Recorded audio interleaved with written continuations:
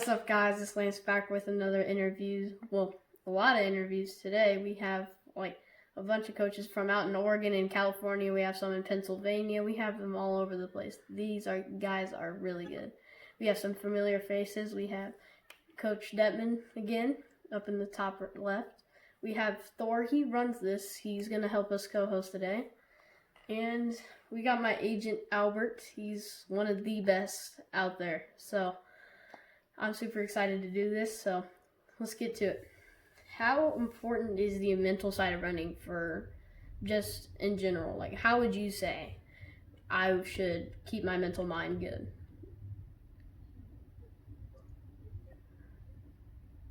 That is a great question, Coach Johnson. Let's go to you first, buddy. How important is the mental side of racing, buddy? Running, even being invested. Well, I would say me, this Coach Johnson. Yeah. Well, first of all, Lance, thank you very much for having me on. I appreciate the fact that you're in Illinois. I know you're a big Dub fan. Appreciate your Oregon Dub shirt. You're the man. Your dad's a great coach, so I know you've learned a lot from him. I think it's easy to say the mental side of running is the hardest part. I think a lot of people would say that right off the bat, but the reality is the mental side of running is being able to do the hard work every day and just taking it one day at a time. We've all had, all the coaches on here who are super successful have had athletes who they would say are super mentally tough. I think everybody would also say that the kids who are mentally tough are the ones who have the toughness to go to work every single day. So, Lance, I know you're a 7th grader and you're getting ready to rock it up. Just every day, buddy, one day at a time. Show up and give your best self every day. If you do that, you're going to be pretty solid. So, Coach Harris, how would you address this? I would say that running is between 90 and 100% mental, and the other half is physical. The mental side of things can be challenging and difficult, but I think Chris said it. You know, you just keep banging at it. You keep chopping the wood, and the ones that are persistent and keep trying are the ones that succeed. Coach Humble, how would you address this? I believe that you can't overthink running. I think that you have to put in the work. You go out and you trust the body and you trust the work you put in, and don't think so much. Don't try to listen to splits. Don't try to think about where you exist in time in a race. You just got to go out there and compete and trust that all the work you put in is going to allow you to be the best competitor you can be and challenge yourself from that side of the things. Coach Mars, what do you think? Well, the most mentally tough person, if they haven't put in the work in training, is, you can be super mentally tough, but you got to put the physical work in during practice every day. But when it comes down to the day of competition, like was just said, you've got to be out there hungry to race. And that's something it's hard to coach. You can talk about mental toughness and all these other pieces, but really that has to come from the athlete, from the individual. And if you put the right training in outside of the races, it really just comes down to who is tougher on that race day, and that's the mental piece that's so important. So if I were a middle school runner, which I am, what did you say is the most easy or most important way that I can improve?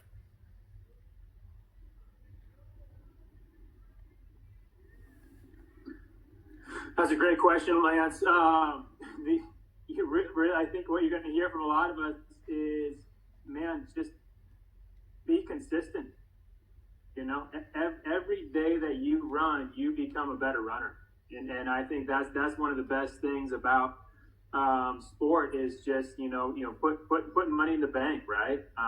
It's kind of a weak analogy, but that's kind of what we're all asking to do. And the more you can just kind of each day you get out the door, you become a better runner. Great question. Yeah, I would add to the consistency, diversity. that you not just be a runner year round at your age. I see you do some other sports, do some swimming, play some basketball, play some soccer, whatever. I know some people think soccer is an evil word, but and if you're not on a team, just do it with your friends. Maybe do it with your teammates. Play some ultimate, but do some other sports that get your body moving in different ways, and make yourself a more diverse athlete. Yeah, like I hear Coach O'Malley say, keep your feet moving fast every day any way you can. So, Coach Dedman, what are your thoughts on this? I would echo what Thor and Jamie have both said. I think, being super active as a kid, staying out of the house, not playing video games, being outside, being active is the number one thing to help you improve and become the best runner that you can do or be. And I think, part of it too is allowing yourself to start falling in love with the sport. Because you're not going to become consistent as you continue to get older into high school and beyond if you don't truly love the sport. So, really opening your heart up to that and recognizing that this is something that I want to be a big part of my life.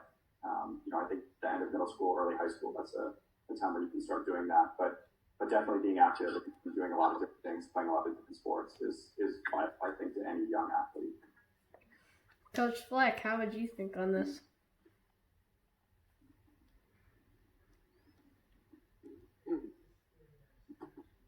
Yeah, I think he froze up maybe.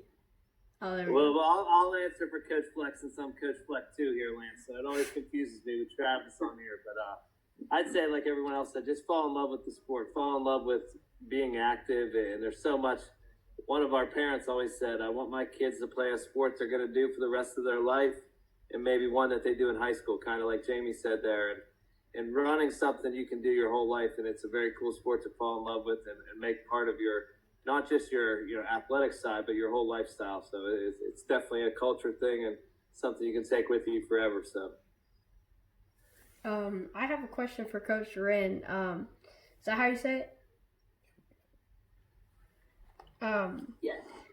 So being a swimmer and a runner, how would you say swimming helped you become a better runner?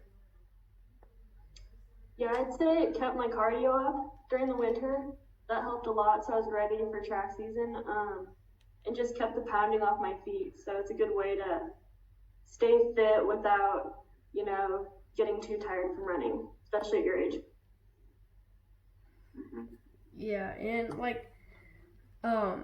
I tried swimming and I really enjoyed it, but it's just hurt my back. But I really enjoy running, and I say it's a good way to keep me healthy. And yeah.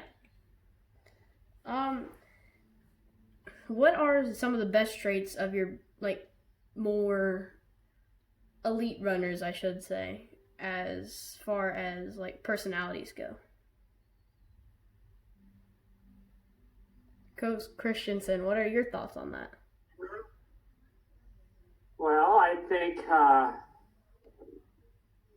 you need to have grit. Grit is finishing something you start, whether it's a season, a career, or just a daily workout. You're willing to see it to the end. Being curious, wanting to explore, being excited, accepting challenges. Everybody's afraid of failure. Everybody's afraid of failure. Wanting to overcome that. Wanting to train yourself to the point where fear of failure isn't such an overwhelming feeling. All of those sorts of things. Now to the best agent into the world, Albert. What are your thoughts of it? So I always tell my teams no slippage, and slippage is showing up late, not sleeping enough.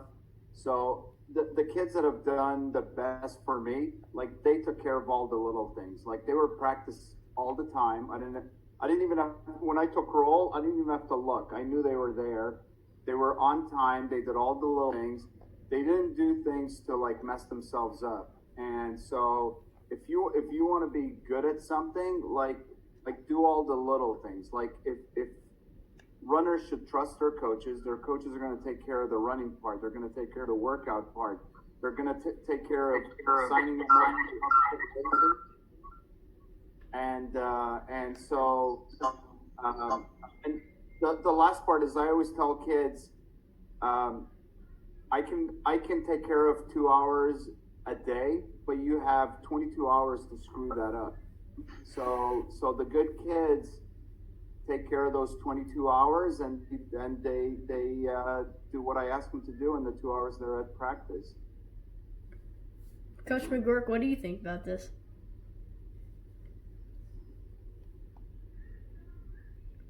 I'll tell you, I've had a really good answer to every question you've asked, in my opinion. But to sum it all up, I will tell you, I had this conversation with my 12-year-old son and my 10-year-old daughter the other day. Be a kid. Do not take for granted the opportunity to be a kid. Don't be in a hurry to do anything too much at this point in your life. They touched on it earlier, you should be playing soccer, you should be swimming, you should be playing basketball. Do your seasons when they happen, and then be willing to do something else. But the bottom line is everything you're doing needs to be fun, but don't confuse fun with easy, because running is not easy, but it's fun. Yeah, I do agree with that a lot. Coach Coach Lakeman, what do you think about it? Well, I agree with everything everybody said, but two of my elite athletes are actually my own sons, and for a number of years, I've been concerned about their character, and they play a lot of video games, and video games teach you the opposite of what distance running teaches, and that is delayed gratification, and being able to wait to succeed, put in work, hard work for a long period of time to finally succeed.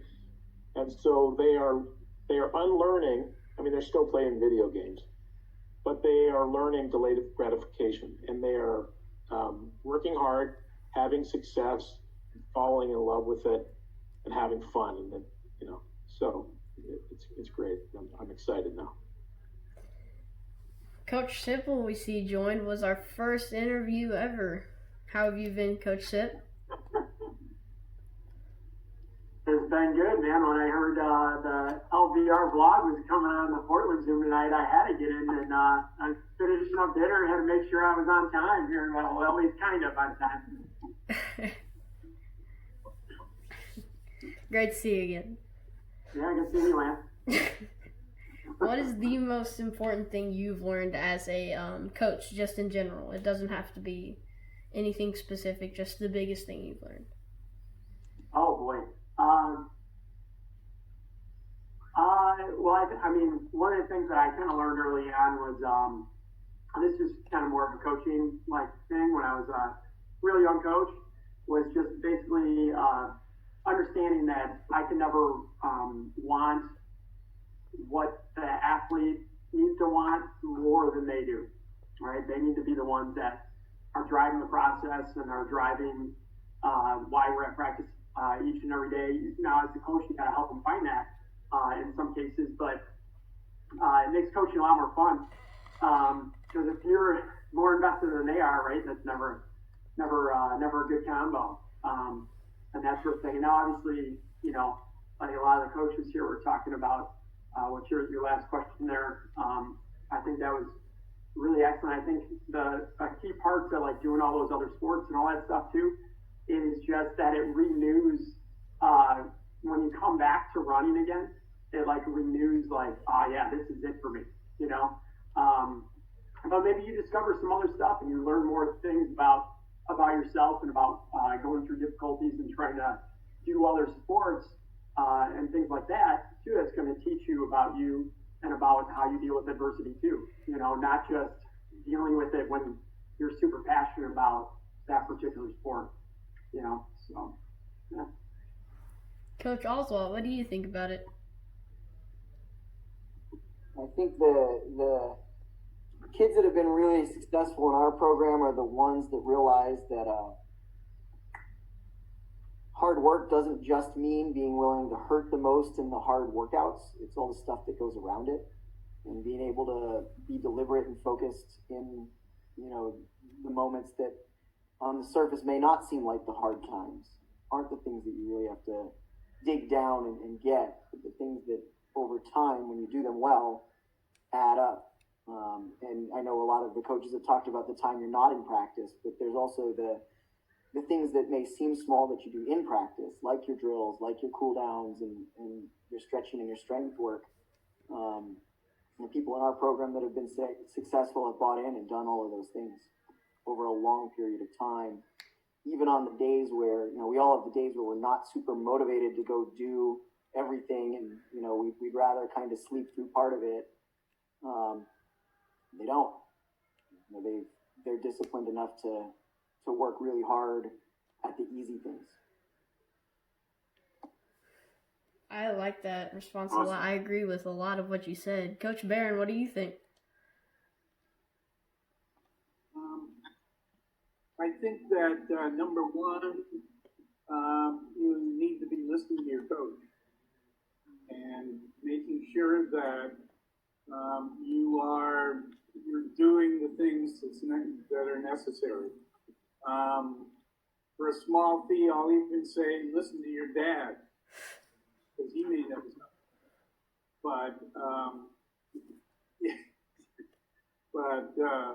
Yeah, that's the primary thing. I think. I think that it was difficult. It was difficult for me when I was competing to not think that I knew more than the coach, and that was a mistake. So, if you guys could be an athlete one more time, what would be the thing that Yeah, just go. What would be the thing that you guys would do different?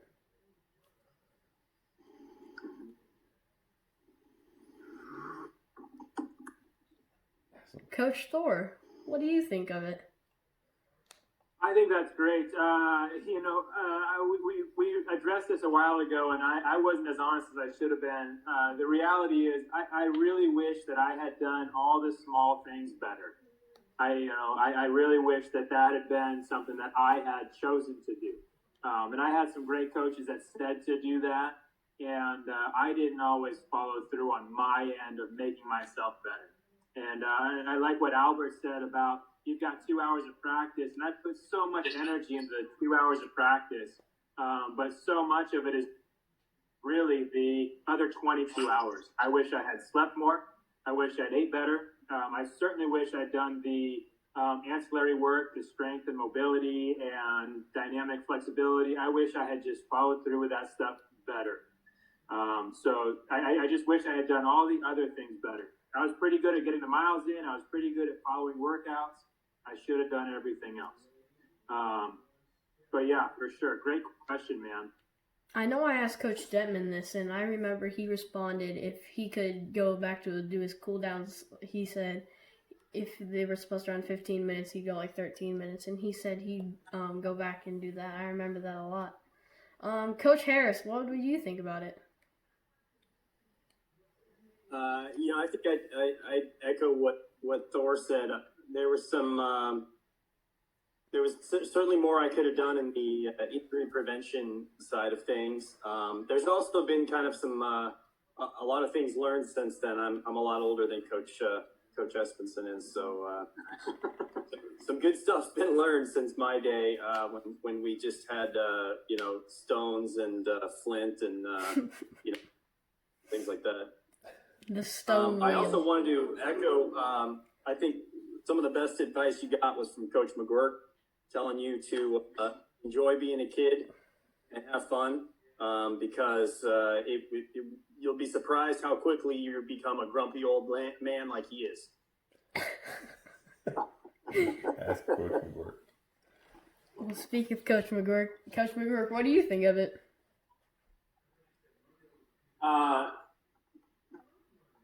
I would say, everything that those two guys just said, all the little stuff.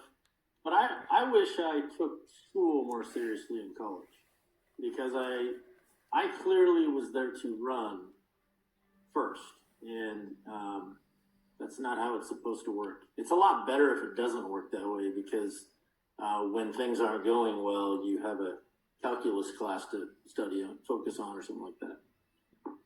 And I didn't flunk all my classes, don't get me wrong, but I could have learned more than I did. You know, he said all. He didn't say some. He said he didn't fail all of them. Coach Anderson, what do you think of it? That's what you do. Can you guys hear me? Yep.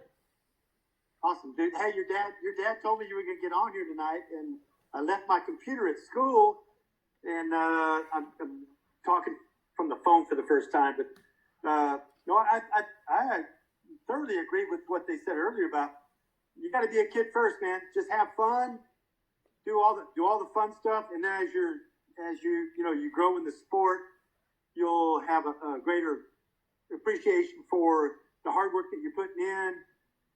Your dad and I shared your training program over the last 24 hours, and dude, you were lighting it up. So keep up the good work. Thank you. Dad, if you were to be an athlete again, what would you do different? I think I'd listen to my coach better. And I say that in the best way, because he let me fail, and that was awesome. And I'm grateful that he let me fail and let me keep coming back for more. And I would change that, but at the same time, it taught me so many lessons. I don't know how many things I'd go back and change, because I don't know that I'd be the person I am today if I would change those things. So that, you know, as much as I would have wanted to run faster, I think the impact I'm having now helping people out is far better than anything I could have accomplished as a runner. I like it. So if you have junior and senior athletes that are coming out for the first time, how would you train them different from, let's say, kids that are returning, whether they be a sophomore? That's great, Coach Christensen. Coach Christensen, what do you think of it? Well, they don't have the miles behind them, so you've got to build up their mileage very slowly. You can't ever lose patience with your athletes, whether they're your age or juniors or seniors coming out for the first time. You've got to be patient with them, and you have to teach them patience. And getting better in running is a bunch of baby steps. And they probably came out because they have friends on the team, and the friends had some success, so they want to do things with their friends, but they're not capable of doing those same things with their friends. So they just have to be patient. And I do too. Are they? Coach Detman, what do you think of it?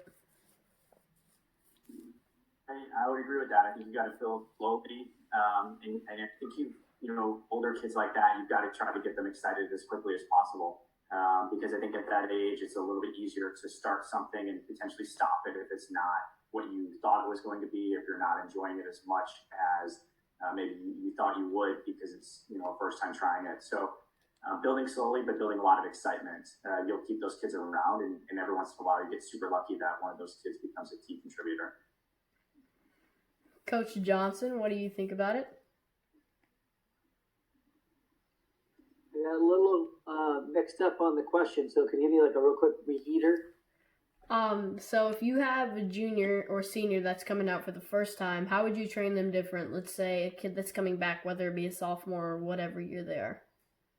Well, it would depend a little bit on their maturity level. So I've had juniors come into my program who were ready to rock and step in and do some pretty good volume. I would just assess their overall maturity level and their training age, and then we just go from there. But we would definitely always start from the perspective that it's a blank slate and we can always do more, but we would try to be conservative at the start to make sure that they were healthy and they could. Talent is talent. Something that I've learned from a young age as a coach. Talent is talent, and talent doesn't go away. And so, if you're a coach and you get somebody in your program who shows up who's super talented, we're always excited about what we can do to make them better and better. But I think the slow play is always the best call. I learned that from Coach McGuirk about slow playing in poker. I lost many a poker game to Coach McGuirk over the time because he was just more conservative and just more intelligent than I was over time. So, hope that helps. Coach Oswald, how would you approach this? So I think it depends because a kid who's a junior or senior they come from a lot of different backgrounds. One, I should be able to rely on them to be more mature than a freshman or a sophomore that comes into the program. But a lot of the juniors and seniors that we come out have come out from another sport because they got tired of their other sport. And, it's not working for whatever reason.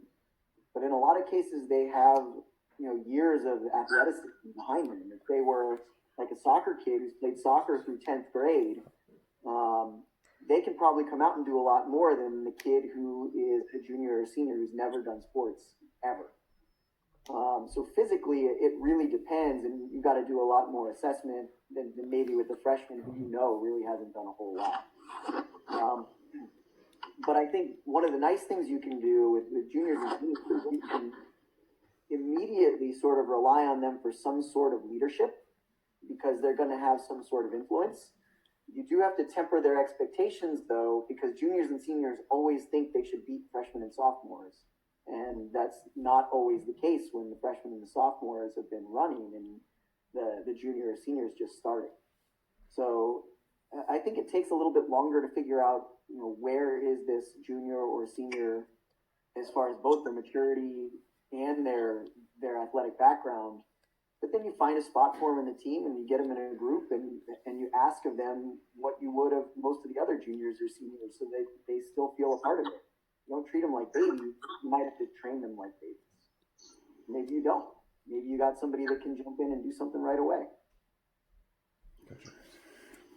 Coach Frank, I see you just joined in here. No, Coach Harris. Sorry, Lance, my first season of cross country was my junior year in high school.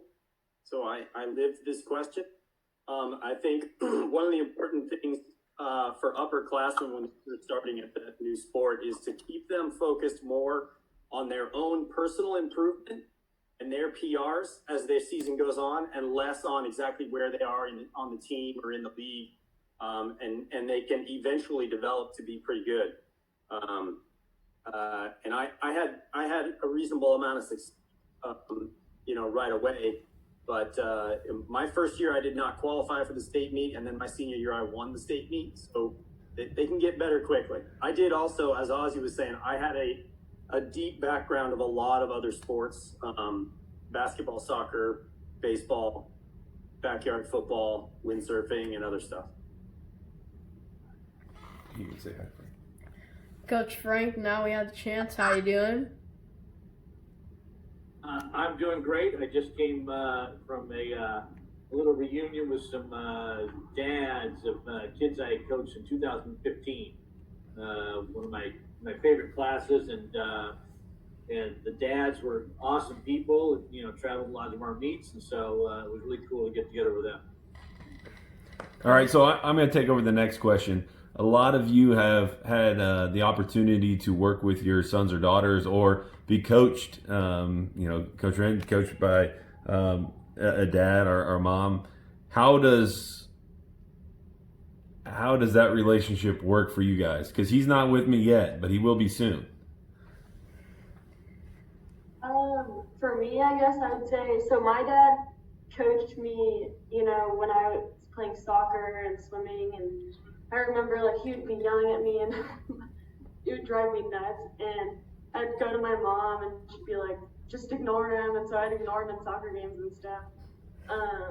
So not the best advice, but then he actually didn't coach me in high school for training really, but more on the mental aspect of things. We'd sit in the car after a meet and kind of just debrief, or he would, help me with confidence or say I think you can win the state championship this year. And he told me that in the fall, and we just kind of had that goal in the back of my mind and then just kind of built on that. And so just having those people to rely on and trust is a really cool thing, and to have that parent be there is really awesome. So I'm really close with my parents and really thankful for that. Okay, Coach Johnson, I saw you were raising your hand on that. Yeah, so I would, man, so my son just graduated this last spring, so he's class of 2020, so he missed his senior year, and he grew up like you did, Lance, and Jackson did, and Jamie's kids did, and Emma did, and I'm sorry if I'm missing people who grew up with their kids in tow as they watched us coach. And I was like, with Kiger, I was like, hey man, like every day, like closer and closer to working together and stuff. And he was pretty good runner. He was all league twice and in cross, and all league twice or 3 times in track. And we were league champions twice. But there came a point where, as a dad and a dad and a son, it was like I was asking him to do these things and he wasn't ready to do them. And we got to the point where it was like, do we want to be dad and son, or do we want to be dad and coach? And so, as much as I'm like a hard ass, guy that wants to get kids to be the best they could be, there came a point where it was more important for both of us to be dad and son and love each other, and we could like move the running part on. So that was hard, but it was awesome. And I kind of feel like our relationship was better because we both backed off a little bit, and he just did his thing. And again, he was super successful, but it's not easy. And I've had lots of coaching friends who have kids on the team, and they were super successful, and it's awesome. But I think the biggest thing is like, if you're like, Lance, I know your dad loves you. Your dad will love you. He'll love you no matter what you do. He always will, and so will your mom. And so that's what I think is important, is like we love each other and we just keep going, and the more we can compete together, that's great, but at the end of the day, we're all still family, right? Yeah. Coach Humble did. Oh, Coach Barron, I see you raised your hand there. Yeah, I coached my son when he was in high school, and I think I did a very good job with him. Because always in the back of my mind was the idea that after practice I had to ride home with him, and then we'd be dad and son. And that was always in the back of my mind. So there are times I probably should have kicked his ass and didn't, because I always knew that we were going to have to get in that car and go home. And so that was, I think that, and he and I have talked about it since. He ran in high school. He ran all the way through college, and had a decent career. But his high school coach, I don't think, helped him out a lot. So. Yeah, Coach Humble, did I see you raise your hand there? Yeah, yeah. So I found the one thing, it was like Coach Johnson said, it's challenging. It can be very, very challenging. And if you have a strong personality child, it can be even more challenging. But what I found I helped him out his senior year in track, and is what I found out that worked really well was to put the planning in his court. I would sit down with him and I'd talk to him and I'd ask him what he wanted to do and what his goals were. And then I would ask him what kind of things that he liked to do. What did he feel that gave him confidence? What were the workouts that gave him confidence? What were the kind of opportunities? And so worked on that and kind of put him in charge of it, but helped guide him so that he felt like he was heavily invested in it, but was getting the guidance from somebody that had a little more experience in his dad in that case. And I think that worked really well, because that way he felt super invested and he felt like he was kind of in charge, but he was able to take your advice and make it into what he needed it to be for him. And he was extremely successful his senior year with that plan. Coach Lakeman, I know you're coaching some of your kids. How do you go with them? I think generally it's going pretty well. We sometimes have kind of a fine balance.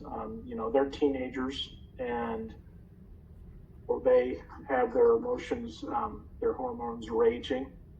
And so it can be difficult, and I can get a little frustrated. I suppose that sometimes boils over into whether they want to listen to me as a coach, though. But I would say what seems to work well is we're kind of sort of a partnership. We talk about, there's a lot of communication on how they're feeling and what they feel like doing and what they want to do. And, I think they're starting to respect me and my opinions, especially after some of the success that they've had and from the coaching that I've given them. So I'm loving it. I absolutely love coaching my boys. And actually, recently they said, do you think that when we go to college that you could ask if you could be an assistant coach? And so I would love to do that. I'd probably have to move, but that would be fun if I could still be involved, but we'll see. So as a long run, I know they're very important, but how would you explain the importance of the middle school long run? Coach Christensen, how would you explain it? Well, traditionally, the long run's been the most important aerobic workout that anybody can do, high school runner. But for a middle school runner, a boy especially that still has a small heart, small blood capacity, it has limited value. So to do a long run, depends on how far the long run is, first of all. It depends on how much you're talking about. But to do one long run would be fun to do, but the training effect of doing a number of long runs wouldn't be the same as if you were a high school runner. How far were you thinking about going? What would your definition of a long run be? Like 4 or 5 miles. The longest run is That's perfect. That's perfect. like my longest run has been like 7.5 or something like that. Yep. I would classify that as a long run, and I would do that very occasionally. High school runners would do that regularly, but you would do that very, very occasionally. I'd stick to that 4 or 5 miles that you're talking about. Yeah, Lance, I can answer that. I coached middle school for 7 years, and how long are your races? Just 2 miles. We don't do 3K like some of the other states do. We go the full 2. The full 200 extra meters. When I coached middle school, we did pretty well, and most of our races were about 1.5 miles, and you do like a 3-4 mile run, and that's fine. Obviously, you're doing a little more, but you got to think, it's like you're not running that far. You're not running what high schoolers run. So, I think whatever gives you confidence going into your race, that's what you're going to do. But I think it's been mentioned before, you're in it for the long run, so like pick a distance that you don't need to go crazy in middle school, because you got to think, if you're doing like these, crazy workouts, long runs in middle school, where are you going to go in high school? There's so many kids that they get really into it in middle school, and then all of a sudden, the kids that they were beating in middle school because they did harder workouts or did longer runs start beating them, and then they start struggling a little bit. So just be patient. So before Detman, you have to take off. What would you say about this? Long run for middle schoolers, gosh, I think my long run in middle school was like 4 miles. My dad actually was my middle school coach, and our workouts consisted of relay races, ultimate frisbee, football in the park, and that was pretty much it. I think our long run was 4 miles. So, you know, it kind of harkens back to the question we talked about earlier, training as a young athlete, just being active, you know, running fast, having fun, doing things with your friends, I think is the main thing to focus on rather than specifics with workouts and long run and I need to get this in and get that in. It's just being active. So Thor, we've only asked you a couple questions today. What would you say about this? Hey, that's a great point, man. And I think it is such a tricky question. As you said, I think the most important thing as a middle school athlete is just enjoying being athletic and you know, doing various things. I think the long run, as you develop as a runner, you start lengthening that out. But to begin with, you know, your run is a long run, man. You know, if you start talking about it in that context. So getting out there, getting out the door, and you know, just kind of challenging yourself. That's the most important thing to do. So I hope that makes sense. Well, thank you everyone for doing this. It's been really fun. Just thank you for taking time off your day, and hopefully we can do it again. Thank you to my agent Albert for conducting the wonderful meeting. Yeah, I'll email you my address for the my fee. Sure. Well, so 10,000 in the mail each, right? So I think your dad just fainted behind you, but okay. So thank you for everyone for doing this. Like I said, I don't know. I just put myself in the corner there. See you guys. Great job, buddy.